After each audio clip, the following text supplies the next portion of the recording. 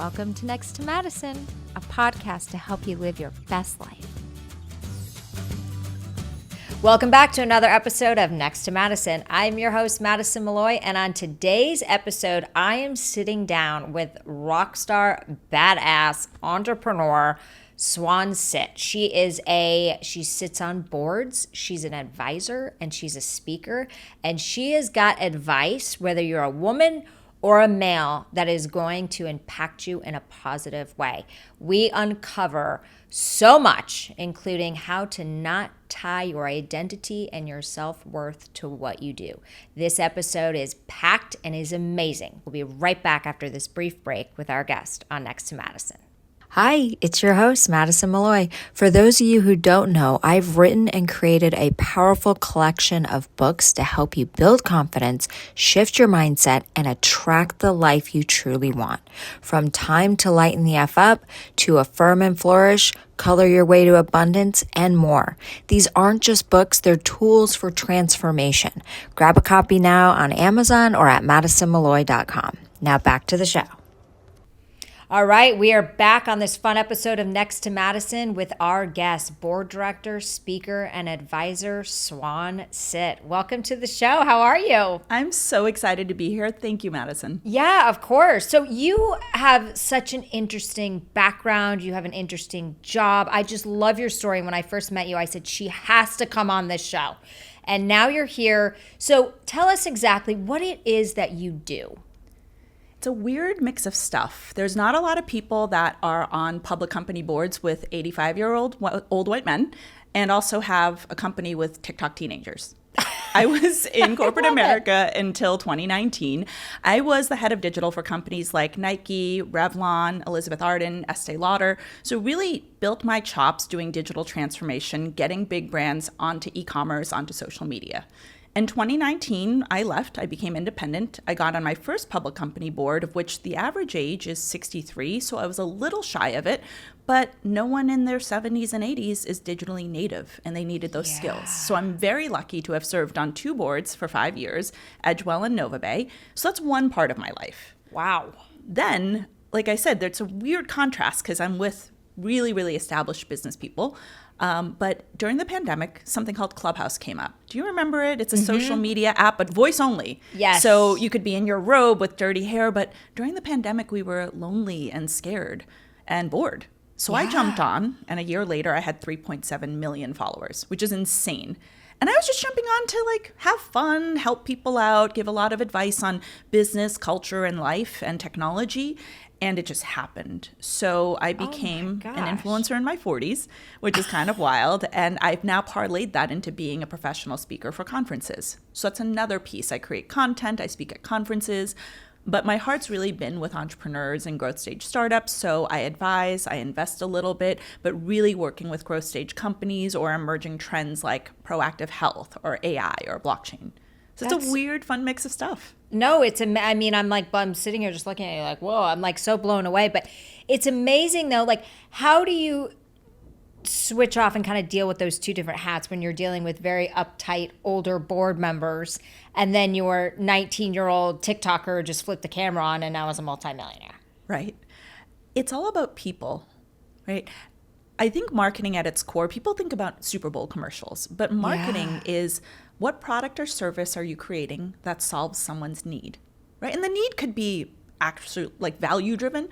It could be even entertainment, but you're solving someone's problem or a need. Yeah. And so regardless if you're selling a product to a consumer or you're working on a team, it's about understanding the other person, their motivations, their intentions, their roadblocks. And if you get that, it doesn't really matter if they're 80 or they're 19. You just have to understand where they're coming from and meet them where they are. Yeah. So let's go to the TikTok thing. Yeah. Because I'm just fascinated by this whole thing. Yeah. And it was kind of there and then it just really exploded during the pandemic. But there are people young girls. I couldn't even tell you if they have a job. They don't have a job. Their job is to film themselves cleaning a toilet or getting ready in the morning or doing this. But it's did you ever think in your business career that this is where we'd be going with life? People aren't tuning into Hollywood shit anymore. Yeah. They're going to TikTok. I'm guilty of it. I have to make sure I only turn it on a couple days a week because you can doom scroll on that. But it has changed the game of marketing. It's the main vein of marketing. Yeah. So I wouldn't say I was smart enough to predict social media or how people will live their lives on it. But here's when I knew that things were oversaturated and overproduced is when The Real World came out. Remember all that time ago, MTV put out a show. It was a bunch of people living in a house. Yep. You got to see what they were eating, how they were sleeping, how they were fighting, how they were hooking up or dating. That blew up with a younger generation, which told me, okay, the oversaturated, over-glamorized, maybe fake version of Hollywood isn't the only thing that people care about. And as that show grew and grew and grew, and then we ended up getting other reality TV from Survivor to The Bachelor, that meant people had a demand for feeling connected, feeling like something was real, feeling like they were a part of it or could identify. Because I always say, brands and marketing, the moment you know you get a customer is the you get me moment. When a customer looks at something you pushed out and they're like, you get me. Yeah. That's when you've hooked them. And reality TV, as much as we like to trash it, there's days where we have those emotions ourselves. We might not act out like that, right? That's why they pick those characters, because they are the best or worst version of ourselves on our best and worst days. Yeah. But there's someone we can relate to in that. So when I saw reality TV, I was like, wow, it's all about emotional branding. Because back then I was, in college, then I was working in marketing early on in my career. And I realized, my gosh, it used to be 5 items on a shelf. That was your decision set, right? If you're buying something, that's all you could pick from. So what did you look at? Price, product and features and benefits, but all that could be fit on a label or on the box because there was no internet to research. Then when internet came, you went from 5 products to choose from to 50 or 500. And then you didn't just have their website. You had reviews, you had retailers, you had social media. So now marketing is still about understanding people, whether you're marketing to your team internally or marketing to consumers. You just have to meet them where they are on what they find important. So how much then emotions must play a huge part in connecting with marketing. It's like you've got to hit those emotional heartstrings. It reminds me of that. Remember that commercial? It's my favorite Christmas commercial where the guy fakes his own death. Yes. So his whole family will show up. Yeah. It's like, of course I can't remember the dang company it was for, but it is one of my favorite commercials and I could watch it over and over again because it hit that emotional heartstring. And I think that's probably where these influencers really come from is people want to use products used by people that look like them. Yes. And now we don't have these coked out supermodels that are like the only people that are marketing our stuff. Yeah, we would look at someone wearing a pair of beautiful jeans, but they don't look like that on me. And after a while, that's why Dove had Real Beauty for so long. That's why Elizabeth Arden, we ran campaigns with influencers. Our main influencer was Chelsea Handler. She is not a typical beauty face, but she is real and she stands for what she believes in. Yeah. Right? We had Iris Apfel, 100-year-old woman with the big glasses who never bent to anyone's definition of beauty or fashion. Right? Yeah. People resonated with that. That campaign saved the company. Wow. So it works. But it goes back to human emotion and understanding that. And then storytelling. Back then, I called it emotional branding. In 2005, I started, 2004 to 2005, I ran an ad agency based on emotional branding because I was at these big consumer products companies where shelf space, price, features on the box. And I said, let's make people feel. So for a year when I was applying to grad school, I ran an agency and it hit the ball out of the park. Now it's just called storytelling. I'm like, how did it take us so long to understand that? Right. But no, it's amazing because, it's true. It's like how you connect with people on emotional and the storytelling. And that's who's become so successful on TikTok is really the people that can tell a story. Yeah. And kind of get you hooked into it. Yeah. And be real and vulnerable too. And that's hard for a lot of people being really vulnerable. Hard. They can sit there and say, oh, I'm going to be vulnerable. But I think because we're human, so we know there's still this bleep button or this mute button in our mind that says, oh, don't say that. Don't say that. You don't want people, fake it till you make it, which there's truth to that, but also being vulnerable and saying, you know what, this is where I struggle. This is where I feel my strengths are, but this is what I really need to work on. This is where my self-worth and my self-confidence is lacking. Right. I want to learn from you. Yeah. That's going to win somebody over more than oh no, got all my shit together. I'm good. Right. I think that's why I did well on Clubhouse. I mean, it helped to be early, but I was really honest because I was in corporate America up until then. All of a sudden, I didn't have to worry about my boss. I didn't have to worry about PR. I didn't have to worry about, You don't I have could to tell people the censor truth. yourself. So like, here's an example of a story that I just never could have told. Someone was asking me about their workplace, how it wasn't kind to women of color. And, they try to raise discussions. It's always met with resistance. Yeah. People roll their eyes at her. The right answer you're supposed to say is, you got to fight for what you believe in.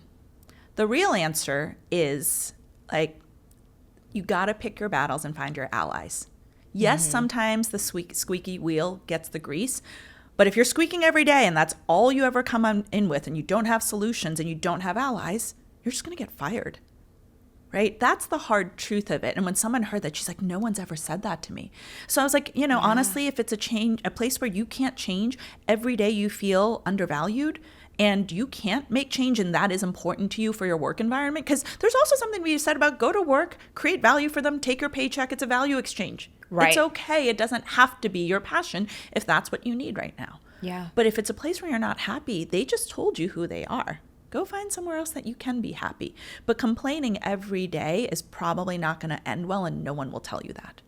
Well, exactly. And, you can have a problem, but you always have to have a solution. Yeah. But that leads into you, because you had a bunch of very successful corporate jobs. And in your 40s, you decided, I'm going to walk away from all of it, the so-called safety net, and take a bet on myself. Yeah. What was that like? I know there were obviously, you believed in yourself, but there had to have been underlying fears to give you the courage to you're walking away from stability. Yeah. It's tough. But my entrepreneurial journey was very easy because I went dead broke and I'm like, well, might as well start now. You had a different story. In a weird way, my entrepreneurship journey was also sort of forced on me. I wish I could say I was thoughtful and ready to leave corporate. You're never, ever fully ready to take big risks because the human brain is always about fight or flight. It's always about calculating risk. So if you're 100% ready, it's probably not as risky as you think. So I wasn't in a place where I was like, hey, I'm ready to go now. But I took what I thought was my dream job. Right? I was at Nike. I moved my life across the country. It was a job that they created for me. And up until then, my entire identity and even my self-worth was so based on my achievements. Right? I had Asian tiger parents. We came to the country when I was 6 years old, and my parents didn't have the luxury of even finishing middle school. So the reason they left was for me and my brother to have a future using education. Because even if we stayed in Hong Kong, my dad was a truck driver, my mom was a sales associate at a department store. Even if they could work hard enough to put us into college, there's 5 schools. Not in the top 0.2% of Chinese kids trying to get into college. So they came to the US so we'd have an opportunity, one that they didn't have. So from a young age, Asian tiger parents' achievement was instilled in us, right? It was an A- is an Asian F. When I brought home 100, why is it not 110? You better be a doctor or a lawyer because those are the achievements of professional success. And heaven forbid you go to any other school but Harvard. And thank God I got in. Yeah, right. So, thank goodness. But now you see how that's been indoctrinated in me from a young age. My identity, my self-worth. First it was this school, then it was this job, and on and on. And to be honest, I enjoyed telling people when they asked what I did. Oh, I'm this and that, because people were envious of it. And it felt good because that meant my accomplishment and all those years of hard work meant something. Yeah. But what happens if you get there and you're like, wow, I'm pretty miserable. This is not what I signed up for or what I thought it was. But what am I going to do next? I mean, I picked the right move. I did all the work to get to that last stage. Yeah. It was the right move, and turns out it was all wrong. Then you're just paralyzed with fear. So that was the catalyst for me going into entrepreneurship. Not because I thought I was ready, not because the right opportunity came about. I was so miserable, I had no choice but to leave. And then I was too scared to do anything else. Wow. So for 4 months, when people asked me what I did, and I was like, I'm not working on anything right now, or I'm not working anywhere. When you figure out who your real friends are, because all of a sudden they lose access to parties and discounts, or people who are jealous of you getting the job are telling people behind your back, oh, well, see, she couldn't hack it anyway. It's a really tough few months for me, but it was amazing because I had to stare in the mirror and be like, who am I? What brings me joy? What is my value to this community, to this earth? If I look back years later, what will I want to be remembered for? And it's not selling shoes or lipstick. Right? And that's a question I love asking people, right? Fast forward to the end of your life, and if you've achieved everything you want and you look back, what do you want to be remembered for? And it's never the work achievements, right? It's impact. Yes. It's people's lives you touch. So when I did that exercise for myself, I wanted to be remembered for helping people and make this world a little better of a place. So I was like, well, how does that shape into a day job? I got on my first public company board 4 months after leaving Nike. And so I was really lucky that came when it did. But those 4 months were hard. Yeah. And, your ride or dies who stick by you, who are your support circle, matter so much. But you have to divorce identity and self-worth from your resume. And even if you're not working, suppose you're a mom, which I think is the hardest job out there, it's still, did you get the kids to school on time? Did they do well on their tests? It's all these tasks we measure ourselves by when we should be measuring the goodness of our hearts, the intention we put out into the world, and how we spend our time. Because no matter how well-intended we are, sometimes the results don't hit, but it doesn't take away from how you choose to live your life. And if your joy and self-confidence comes from that, then little things that happen every day, like our podcast started an hour late, or we're in a monsoon and the city's drowning, really doesn't matter. Yeah. You roll with the punches. So that sounds great. You've learned how to do that. But for people that are listening, they say, I walk into a party, or I start dating somebody, or I go, and the first question I get asked when I walked in a room is, what do you do? And I feel like maybe I can't compete. Like, how, that sounds great, but like, everybody's always, what do you do? Yeah. No one ever sits there and says, are you happy? What brings you joy in life? How do you love to spend a beautiful Sunday? Maybe those are the questions. Maybe the conversations actually start with us of changing the dynamic of when you meet somebody. It's not, so what do you do? It becomes, so I think that's why people have such a hard time, and why our identity is so tied to what we do, is because that is the second question people ask us after our name. Yeah, sometimes they don't even ask your name. That too. Right? Yeah. I mean, here's what I'll say. There is a grain of truth to asking people what they do, because in the States, at least, we spend so much of our working hours, and it's usually a treadmill that we build upon. So it's something you've been maybe doing for a long time. So it is a part of understanding someone, but obviously it's not the end all be all. My favorite question to ask when I meet someone is, how do you spend your time? And then of course they're like, well, in work or in play? I'm like, however you want to answer that. And it gives people a really safe space to talk about either their achievements, if it is something they want to talk about and they're proud of, about their family. So a mom may not feel badly about not being in the workforce anymore because she took the hardest job there is, which is raising kids. Yep. It could be somebody who's been transitioning and they can say, well, I just left this career and I'm really enjoying exploring new ones. It could be somebody who, let's make this up, might be interested in you, and you ask, how are you spending your time? They might want you to know that they're open to finding a partner in life, and they can, there's all sorts of ways somebody could play that. And it does make people uncomfortable. It's a little bit awkward of a silence. Sometimes I'll be like, well, would it help if I shared how I'm spending my time, or what brings me joy? Oh, I like that. Yeah. And there's no wrong answer. I do think what you do is somewhat important, because I think that's where we choose most of our waking hours. Yeah. But it's an and, not an or. Okay. And so how would you advise, like, for me, example, like, how do I tie my self-worth less to what I do and more about who I am? What brings you joy? My family, my friends, meeting new people, God, obviously, number one. A beautiful sunny day on a boat, being at the lake house. My God, my dog, Deborah. So can being you of service to people. I love being able to give people advice that's going to change their life. Give them that aha moment. We're going to have professional goals no matter what, because that's how we pay rent. Yep. But maybe make some personal goals for yourself. So if your family is really important, did I call someone in my family this week? Yeah. We get kind of busy and I'm like, oh, I got the Labubu's coming tonight. Right. But I'm always like, well, I have to finish all my work so I can carve out time to call my family. Yeah. And then sometimes that to-do list never ends. No, I'm going to stop and call them for 10 minutes and I can go back to the to-do list because it's never done. Your dog. Did I do a really fun walk with her this week? Did I give her joy? Oh, no, I abandoned her. But no, I abandoned her because I love her so much. I didn't abandon her. I gave her to my parents because I live in New York City. She lives in the parents because I love her so much. I'm like, you're going to be happier out here. Right, but like make some personal goals alongside the professional ones because the professional ones, when you hit them, allow you to do more and maybe do less, in fact, in some ways to enjoy life.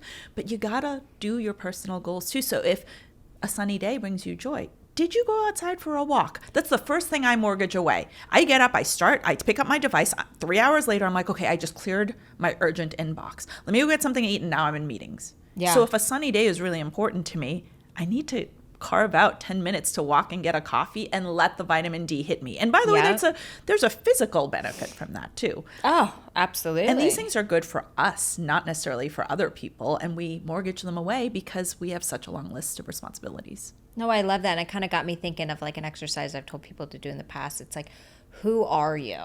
Yeah. You're not just an accountant or a board advisor or a podcaster or an author. You're a daughter. Yeah. You could be a sister. You're a loving friend. You're a child of God. And I think when we focus more on that, that's where we really realize, okay, that is my value. Here's an adjacent topic. Yeah. So people ask me how to think about personal branding because before social media, it was only products and companies. But now every person's a brand. And I always say your brand is what people say about you when you're not in a room. So when people ask, what about your brand? I'm like, well, I don't know if I thought that consciously of it because it's funny. We're so good at doing these things for other people. When it's ourselves, we freeze. Yes. The way I thought about branding, instead of what you are or what you do, I think about qualities. And you pick 3. Because first of all, the human brain's dumb. We can only remember 3 things at a time. So 3 is a pretty good number. Okay. But think about 3 qualities or attributes that are really important to you. And it doesn't matter if it's with your job, with your family, with your friends, with your activities and hobbies, right? It might be integrity, kindness, commitment to excellence. For me, those 3 things, it doesn't matter if I'm in my workspace or if I'm thinking about my friendships, high integrity, lead with kindness, and commitment to excellence. If I'm going to be a friend, I'm going to be a really good friend. Or maybe this is just not a friendship that I have time or need to invest in right now. So when I think about qualities, first of all, it divorces it from what it is. So if you go from being a mother and all your kids go off to college and, oh my God, like I'm not a mother, but I'm not 24/7 doing motherly things. It doesn't matter what your job is or how you're spending your time because that's how you show up in this world. So first, 3 things and their qualities. Now, here's what's really fun as an exercise. You can play with other people to see how they see you, and you can validate or maybe see a blind spot. Yeah. So you have your 3 qualities, and so I shared mine: integrity, kindness, commitment to excellence. Then go ask 3 people what they think your 3 qualities are. And the 3 people are: 1 person knows you very, very well, spouse, sibling, family member, best friend. 2nd person, you only know them professionally. You've only done business with them. And 3rd, someone who just met you. Doesn't matter what area of life, but they have very little knowledge of who you are. Rare that the 3 things they say will match your 3 things. Often 1 or 2 might, but you might actually get some blind spots, some of which are such beautiful things like, oh my gosh, I had no idea that people saw me in that way. How flattering. Or if they're really honest with you and a good friend, sometimes feedback is a gift. You're like, oh, okay, I didn't realize that. I need to integrate that and really think about what that means. Yeah. And that's a useful exercise if you're branding yourself, trying to be a creator or just be a business person, or just to recenter yourself to live by your values. No, that's really well said. Because, it's the personal brand, and people freeze on that. I know I struggle with it myself at first, where it's like, what is your brand? What is your message? What are the qualities that you're delivering? Why people need you? Because they need these qualities. They want to learn about these qualities. And the best part is it's both your brand and your North Star. So if those are aligned, you never have to think about what to say or do. It just is. Yeah, no, I love that. So who are some people that have built personal brands that have blown you away that you're inspired by and you're like, they nailed it? Gary Vaynerchuk, hands down. I've been lucky He's that amazing. I've called him a friend-tor because he's a friend, but he's really a mentor. So I call them friend-tors. And a lot of accomplished people fall into the trap where they're mentoring a lot of people and have no mentors themselves. So I've been lucky that even though we've been 10 years deep as friends, he's been an incredible friend-tor to me. Like every time I've changed jobs, I've called him and he's like, yes, no, right? And he just gets to the core of it. But here's the thing. He is authentically who he is. I have never seen someone do meet and greet lines for 9 or 10 hours a day. It's amazing. His energy, his care, his like true presence of seeing someone for who they are, unmatched. The crazy thing is, years later, he will remember people. It's wild. So if you talk about somebody who didn't intend to build a brand, and because he is so authentically who he is at 110% every day, there's no doubt who his brand is. If you are always yourself, you don't have to remember what you said. Right? Yeah, because I'm trying to remember. I'm a huge fan of his, but I'm trying to remember like when he really kind of came on the scene in my life. I think it was pre-pandemic. He was getting popular because he had the wine company and he had his Vaynerchuk Media. Yep. So what was it? Remind me what he was doing before he literally took over as social media guru. Yeah, he started, the Wine Club, it's his family's company for wine, and he put it online. He started telling people about how to buy wine online, how to think about content online, which drives sales. Then he started VaynerMedia based on that, and they became an advertising and creative and media agency for brands. So what he did with Wine Library, he then translated to serving brands. And then it kept growing because then they added Vayner Speakers. They added, which I'm repped by, they added Vayner Talent. They added a sports department. They added, all these different things. So the whole company is VaynerX, and he has incredible people running them. It's an amazing guy. But he has never let go of talking to people one-on-one. In fact, he reads all his DMs. It's insane. Because not only is he that kind. Wow. He literally said this the other day. That is how I see trends. It's when people are DMing me that are 15 years old and they're telling me what they like or what's coming. So it's the best focus group. And I was like, oh, what a cheat code. I mean, an insane amount of hours. But the duality is he does see around corners faster than other people. And he has a better, deeper relationship with his fans.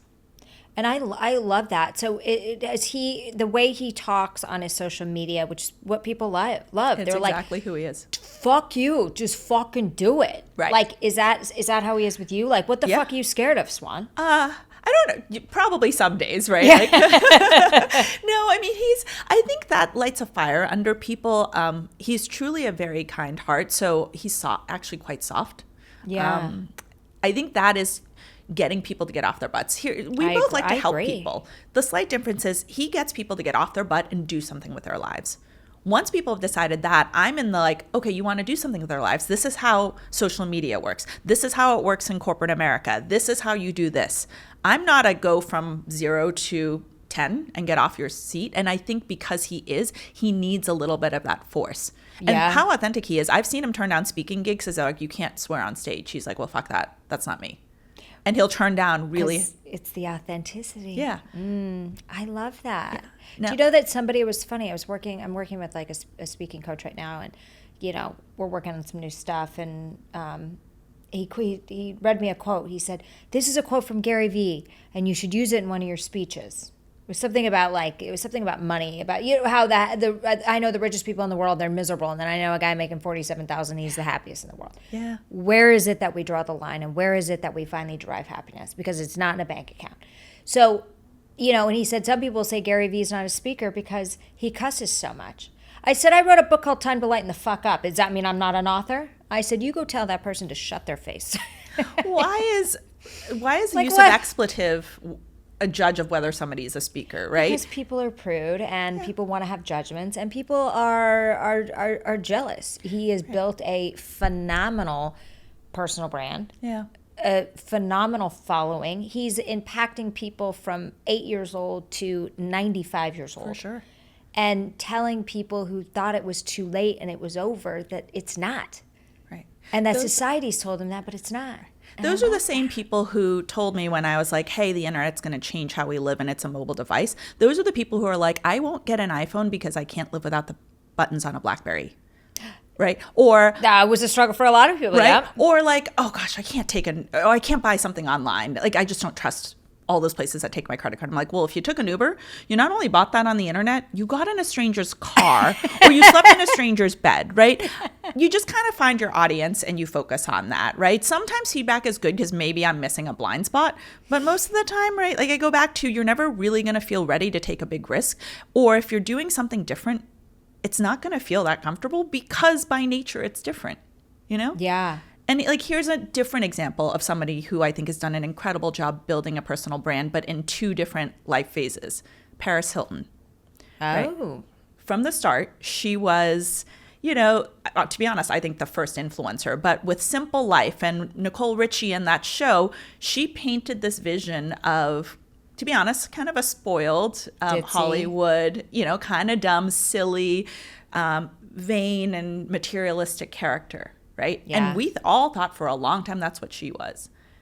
She actually understood human attention and emotion better than most. Wow. And she built an empire being the first influencer, right? Yeah. Like, people might cringe, but she sells products. She has massive fans showing up, right? And now she's at a different stage in her life. She's married with kids. She has products all over, right? Water bottles, cookware, etc. Most people don't know this, but she's changed laws around the country. Right. She did it in Utah. She went to a high school that was for badly behaving teenagers, and they'd rehabilitate them, but with very, very difficult methods that were unkind and borderline illegal. Oh. So I believe it was the state of Utah, she got the law changed. She took it all the way to D.C., and it's now a bill that's passed protecting children from these schools that would use abusive methods to control disorderly teenagers. Right? Oh my gosh. I know, she really is an amazing wildly powerful. So different branding in a very different way. The first half of her life was very architected, right? In a way that, like, love or hate her, she is on the tip of everyone's tongue. And as she's come later into life, this is why you don't tie it to what you do. Now she's an entrepreneur, a media mogul, a mom, like a crusader for children's rights. So I think she's very well respected. Yeah. So a different way to build a brand, and you can have different phases, but you go back to the values you stand for. That was she's the perfect one because she's been in the spotlight for so long. Yeah. And she's changed in the spotlight of what she's doing. And it's going to be interesting when you see like the very popular brand, like Alex Earl, for example. Yeah. You know, she's very authentic and she's got these values and she's kind, and that's why people love her. I mean, she's much younger than I am, but I love her. I think she's great. I love watching her stuff. Yeah. But it's going to be interesting to see how she evolves as she becomes older and goes through the phases of her life. But that's what we're going to start watching as these people grow up and kind of become. So as a successful woman, I want to go into a different topic. There's a lot of pressure on women, and this has been told to me, and I hate it. You need to be more feminine. Women don't talk like that. You need to be this, you need to be that. When did we ever tell men that they need to be less this or less that? So how do you deal with it, and how do you drown out that noise to say thank you for your opinion, but I don't need it? You know what I mean? But I just feel like there's so much pressure on women. You shouldn't be so, curse so much, or you shouldn't be this, or you're so beautiful. How can you tell a dick joke like that? Right. I want to be like, I mean, you want to strangle the people. But I'm sure you've had your own criticisms. Like, how did you deal with those, and what were some of those? Human minds work with mental models that fit repetition and what they recognize. There's a few times I've walked into a boardroom as the senior decision maker, and the vendor will think that I'm the assistant and ask me for coffee, or ask me when, so-and-so is coming in. Because my name Swan's a little weird. You don't automatically know I'm a female or a male, or, human minds, I'm not giving people excuses, but we pattern recognize and we try to fit things. Yeah. So when something doesn't fit, the human mind's confused. Right? It's time for those models to change, but they existed because of a specific reason. I mean, women competing in a male, say, business world or legal world or medical world had to behave like men because the rules of the game rewarded male behavior. Correct. Aggressiveness, assertiveness, outspokenness. The louder sometimes you were, the more attention you got. So as women, we had to develop those skills, whether we're born with them innately or we develop them, which I think was a little bit in my case. That's what you had to do to compete. So you can't blame, as a male or even another female saying those things, you have to check yourself and realize that to get to where we were, we had to play a certain game that shaped who we were, right? Mm-hmm. So the people who are criticizing it, I mean, maybe they're not your cup of tea anyway, but in general, we all as like a society need to remember, wait, moms are a certain way because we put them in a certain role in a certain way. Strong ass businesswomen who are out there, we are that way because we had to succeed in a game that was set up for male attributes and characteristics. Now, what I'll say is when people say, why are you not more like this? It is so contextual and situational because it's not always like insulting, right? So I'll give an example. If I were talking about dating, right? I used to be so in my alpha energy. I had to fight to be in those boardrooms that I earned my spot in. Yeah. And then I'd go on a date and I'd want to be treated like the girl. But because I still had my hard shell on, the only way I could be feminine if the guy was 10 times more alpha than me. And two alphas can kind of butt heads. Yeah. So if now a you're man into is the... asking me about why am I not more feminine, it may not be a criticism. It may be, suppose it's on a date, a balance of our energies. And I can't say I want to be treated like the female and then act like the male, right? I can't say I want to be feminine, but let me override your decision about dinner and let me pick the restaurant and let me, right? Now, if I don't want to be the feminine, be yourself. But I'm a hypocrite if I say I want to be treated like a queen and then act like a king. Well, that's the thing is like men, they don't really have to turn it off, right? They show up as themselves, they leave as themselves. They can kind of just be. Right. Where women, we have to show up more alpha and more masculine to succeed in this world and fight for our position. But then we have to almost kind of like change our entire energy when we want something else in the dating field. So it's hard. Yeah, I wouldn't even say about changing our energies. I think successful women tend to have range. Not all. There's going to be like 10% on either end that's never, 20% on either end that's never going to change. But most of us can flex, right? Think about when you're persuading someone. We can take this tact or that tact. Yeah. So I'm not saying we change who we are, but I actually soften into my feminine when a man makes me feel safe emotionally, psychologically, provide security. Yes. And I'm looking at the camera and I want you to look at the camera and deliver that message to men. If you want women to be more feminine, then you need to treat them better. Yeah. So if you don't provide safety, then how can I relax into my feminine? Then I'm protecting both of us, making sure the baby cubs don't get eaten by the wolf. Yeah. Right. So, it's a dance where I think you first have to center yourself. And I had to do a lot of work on this. I realized I do want to be the feminine in a relationship. Me and I too. had 2 relationships where I was the alpha, I was the breadwinner. I'm like, wait, I'm not happy here. Yeah. Right? And so if I want that, then I needed to soften my edges. So in a way, even though those questions were awful, they were actually great feedback for me to reset my barometer. Yes. Now, on the flip side, I'll say it's actually gotten harder for men too.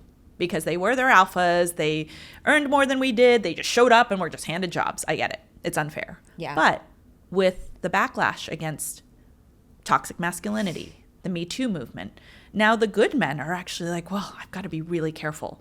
I don't want to open the car door or pay for dinner in case I insult her because most of those men have been yelled at by a woman that has said how dare you pay for me? You don't think I can afford to pay for my own dinner? I'm like, God. And then they were too masculine. And then they softened because of these trends, but now they're too beta. And now you have this whole camp of people saying men have lost their masculinity, they're too soft. So now it's like Goldilocks. Yeah. Too hot, too cold, too big, too small. They have such a narrow lane to exist in. And I do empathize with men right now, trying to figure out what that balance is. And so what I would say is then every situation is contextual, and we need to have vulnerable conversations about our needs, our feelings. How did that make you feel? What do you need? Those are things that we're not good at doing. No, not at all. Yeah. But it's weird how it's you can feel your energy. If I'm with for example, my guy friends adore me. They think I'm the greatest thing. And when I'm with them, I'm me. I'm not trying to be somebody I'm not. Yeah. But then like dates, like I'm still me too. But like it's the energy of the pressure of like, could this be the one? Am I wasting my time? You know, and then you put almost an expectation on this person subconsciously. Yeah. And then you're looking for that one fuck up that if anyone else did in your life, you would totally oversee it because it's not a big deal. Right. So it's like, how do we just sit back and like just lean in and just let them, yeah, and I'm getting better at this. I always say like, I've really mastered a lot of areas of my life and people come to me for advice and I do. And I'm proud of that. Thank you. But I'm somebody who got through depression and suicide and was suicidal at one point and was able to get through the other side and retrain my mindset. But I always tell people I'm human, which means there's still areas up until I die that I'm going to have to work on, just like everybody else, including Tony Robbins and Oprah and all those people. But the thing that I struggle with is the intimate relationship part of it. And I think it's because I'm afraid to get hurt. Yes. We all are. But it's kind of like I really work on what is the story that I'm subconsciously telling myself that's running on a loop, that's attracting the same types of people and them ending the same types of way. So it's a work in progress. Yeah. It always is, but God, it is tough. But yeah, it's like I wish I could sit here and be like, oh, I got all the relationship advice in the world.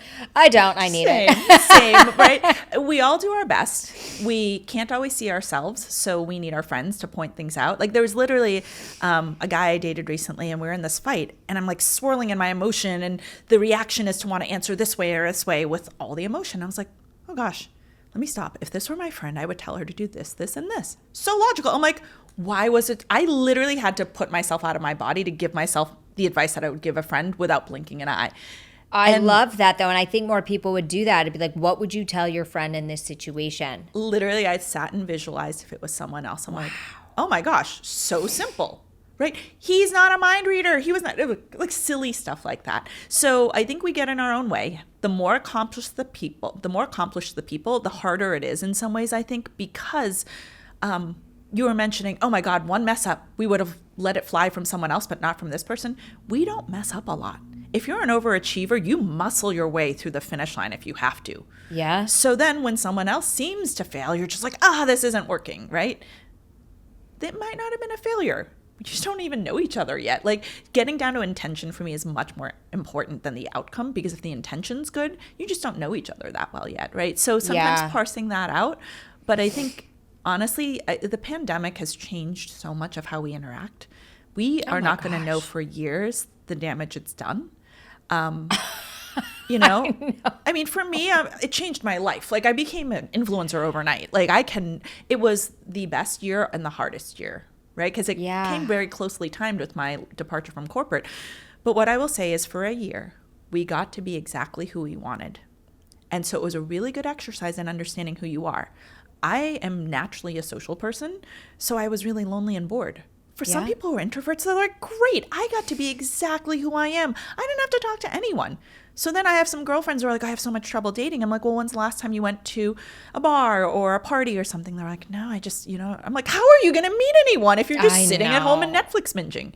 Yes. So we have to recalibrate what normal life looks like. We have to recalibrate social interactions and physical gathering spaces as we become more online. We have to make an intention, and we have to be kinder to each other, because like going to meet someone is really hard. Like I can speak on stage in front of hundreds of thousands of people and not blink an eye. Yeah. But walking up to a guy at the bar is terrifying. Oh my God, you and I are the same freaking person. Fear of rejection. But why are we afraid of rejection when we put ourselves out there to hundreds of thousands of people? And it's like no big deal. Because hundreds of thousands of people, you might get a few trolls, but overall, it's probably pretty positive. Yeah, that's true. When someone rejects you one-on-one in person, it is such a direct hit. It is judging like, I don't want this. So why don't we set a challenge for each other? Okay. That I want your goal by Sunday, and I'll do the same goal. The goal is to get rejected by 6 people. Not accepted, rejected. It's a really smart goal. So therefore, you have and it's not going to be easy. I agree. But I think it's you and I are very similar. I think it's a challenge. But listen, before we wrap up, so we're going to do that, and we'll do a video so we can update everybody on it. We'll do a social media post and be like, this is how it went. It's going to be great. We'll have to do a recap. Yeah. But because we got to wrap up, but you have a 6-week masterclass that you are launching, and people are signing up. Tell us about that real quickly and where they can sign up and find out about it. Yeah, thanks for asking. I've done strategy and marketing for so long, right? Yeah. And it's not just reserved for big companies. My parents had dry cleaners. It was the same thing. You've got to think about what service you're providing to people that they might want or don't even know that they want yet, but can't live without. So first, it's the strategy and product market fit. Okay. Then, how do we get the message out to people? And how do we sell to them and retain them as customers? It doesn't matter if you're B2B, businesses selling to other businesses, or B2C, selling to consumers. It doesn't matter if you're a massive Fortune 100 company or a little startup out of somebody's garage. Those are inherent things to business. And so I've been doing this a long time. I have a lot of amazing consulting clients. I sit on public company boards, but I don't have a lot of time. So I basically took all that learning and productized it into a 6-week masterclass, intensive boot camp where not only do you get all of that within 6 weeks instead of 6 months of consulting. It's in 6 weeks. It's 2 intensive sessions a week where you have to do the work, but I teach you how to fish. Because that's been my problem. I'll teach a company how to do it, and then 2 years later, they're like, oh, we got to pivot. We got to do this again. I'm going to teach you how to do it. And I want to be able to help, just like Clubhouse, right? It was scaling mentorship. Now I can do it in a masterclass to 15 people at once. Right now, I can only do one at a time. So I found that 70% of my consulting is all the same. It literally doesn't matter, like I said, if it's a dry cleaners or a Fortune 100 company. So it's great for entrepreneurs, for founders, but I've also found a lot of people who are middle of their career, needing more strategy, needing bigger picture. For example, if you're a social media manager working for a great brand, you got to think about what's after social. How's AI going to change social, right? How we behave on social? It used to be about followers. Followers don't matter anymore. All of a sudden, the algorithms change, right? But now anyone can be an overnight star. You have to be contextually relevant with topics. I'm going to go into all of that and boot camp it where you actually have to do the work yourself like an MBA. Yeah. I'm excited because this now allows me to go back to Clubhouse style where I can talk to more people at once. I'm really excited. So that'll be launching sometime this fall. You can go to my website, swansit.com, and right at the very top, there's a link to Masterclass where you can see some of the topics we'll cover. That's amazing. And then where can they follow you on Clubhouse and Instagram, all that stuff? All my socials are Swan Sit, SWANSIT. With the exception of TikTok, it's Swan Sit 23 because there's no Swan Sit, but I can't get it. So who knows? But yeah, my website, my socials are Swan Sit. And I love hearing from people. So please reach out. Okay. I'm launching so much fun stuff. I was a nomad for 6 years and I was spending a lot of time traveling the world, going to different speaking gigs and stuff. Yeah. I stopped all that so I could build and make this more accessible to as many people as possible. Like the masterclass, hopefully my own podcast, which you've been so helpful in helping me learn about. Absolutely. Well, you're going to crush it. I'm so impressed by you. I remember that we met at a Fashion Week party and I was like, who is this woman? I need to meet her. She needs to be in my life. And here you are. I'm so excited. I'm so thankful that you came in your busy schedule. Thanks for having me. I was really flattered. Yeah, you're such a gift. Thank you so much. And thank you to everybody who's listening. You are a gift as well. Please remember to rate, subscribe, and if this episode impacted you, share it with your friends, share it with the neighbors you hate, share it with the neighbors you love. I don't care, just share it. And we will see you next time to find out who's next.